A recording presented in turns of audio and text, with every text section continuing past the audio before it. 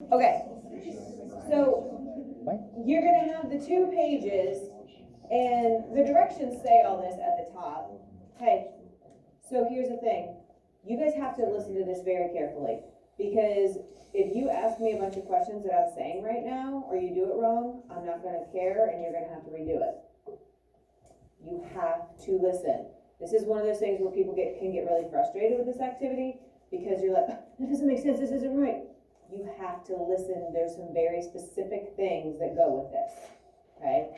And so we have 12 situations that are describing motion. We have a baggie that you have 12 little free body diagrams.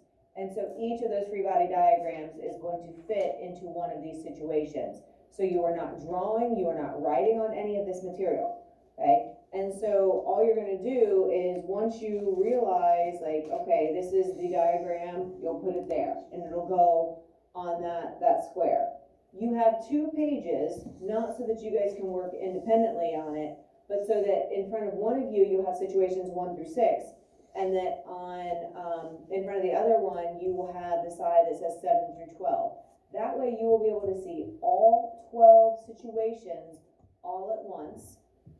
I recommend that you take these cards out and lay them so that you can see the descriptions. Obviously, see the free body diagrams. You need to see the drawing, and then that way you can see all 12 descriptions and you can see all 12 diagrams.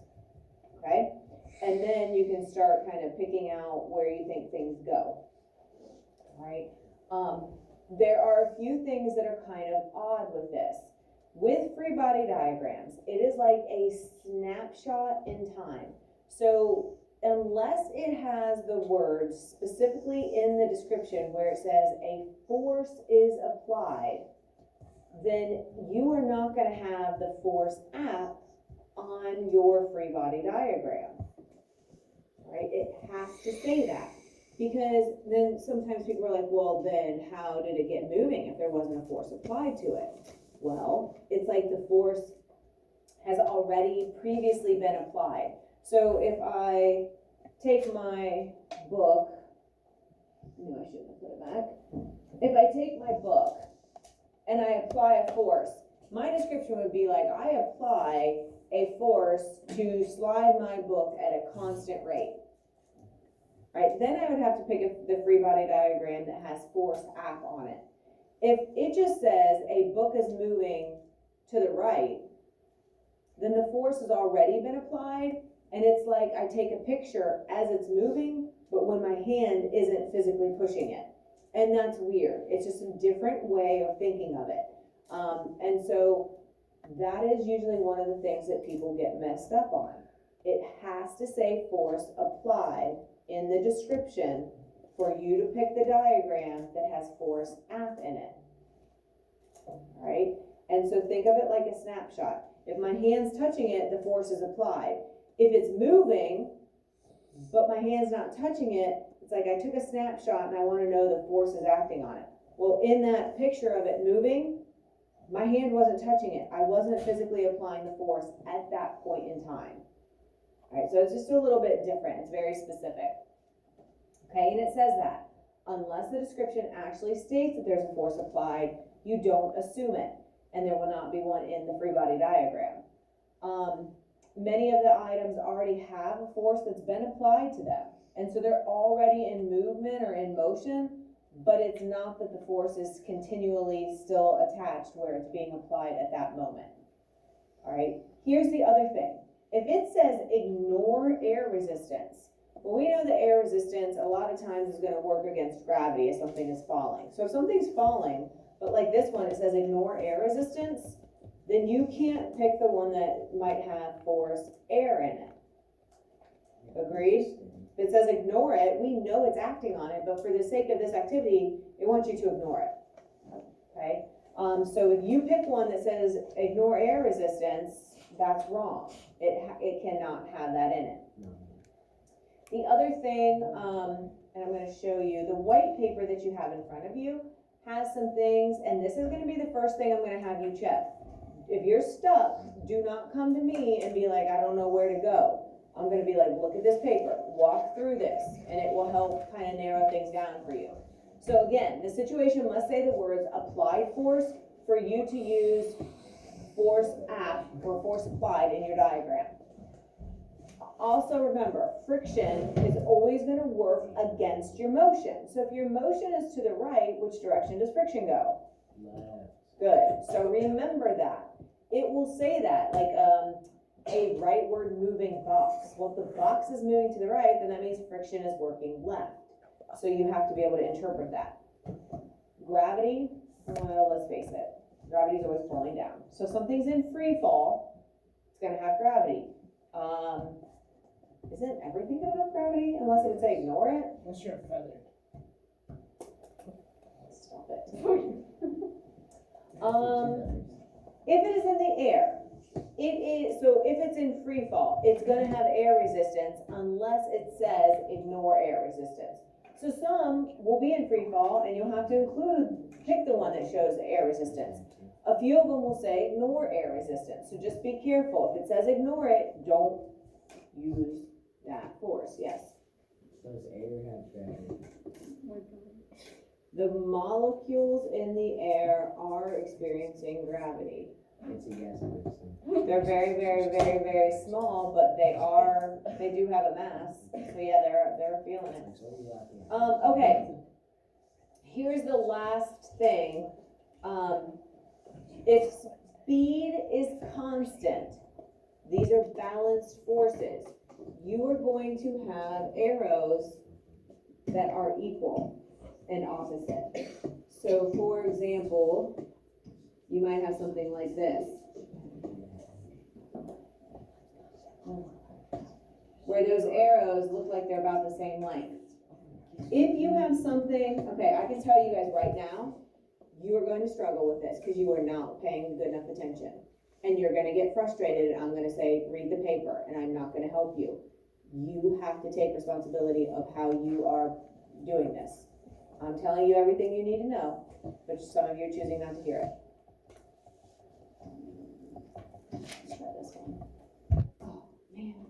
Sorry, my calibration is too bad. Let me fix it real quick. If the arrows are unequal, then that is showing, oh my gosh, come on now. Whew, that's so bad I can't even get to my calibration.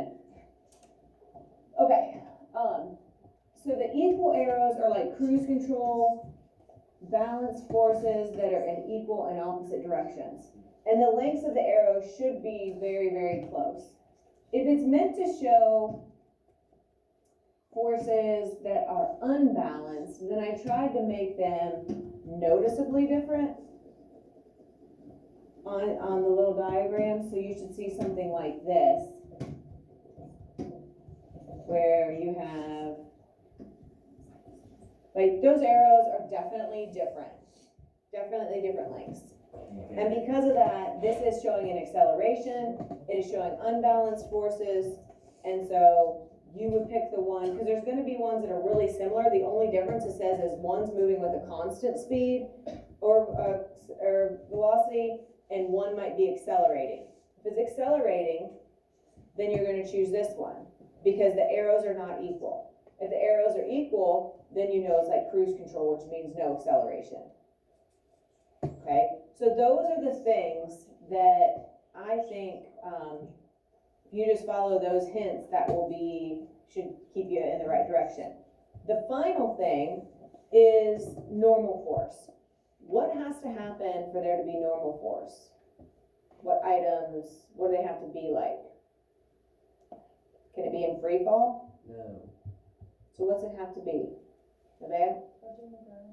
Okay, so not even the ground, but just a solid touching a solid, right? So my book touching this table, this baggie touching this table, my feet touching the floor, right? Solid to a solid.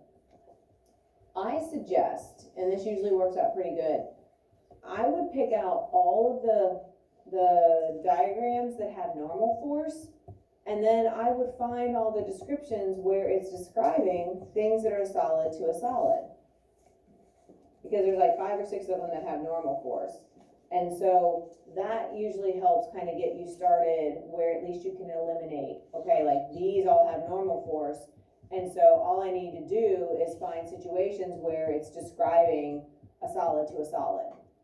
And then you know, like, okay, the normal force has to be those. So that helps narrow it down right from the get-go. The other thing, there's gonna be, I think, 2 of them that are experiencing a tension. These are gonna be like hanging forces, right? Like a cable or a rope, or a string or something, like being suspended or held. So that force is going to be force of tens, which looks like this. Capital F and then tens, right? That is a hanging force. And that's the only one that we really haven't talked about a whole lot. We have talked about it, but not as much as the others. Okay? So when I give you your baggie, put them all so that you can see all of the diagrams. And then you and your partner just kind of start working through it. If you get stuck, either read the directions at the top of that first page or read your hints. I will leave the hints up here as well.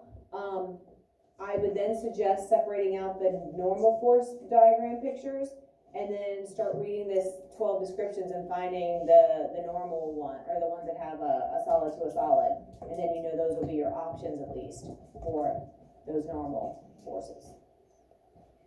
Yep. When you think you have it done, raise your hand and I will come over and check, and I will remove the ones that are wrong if you have any, and and then I'll let you know what to do after that. Okay, but you need to call me over once you think you have them. Any questions? Okay.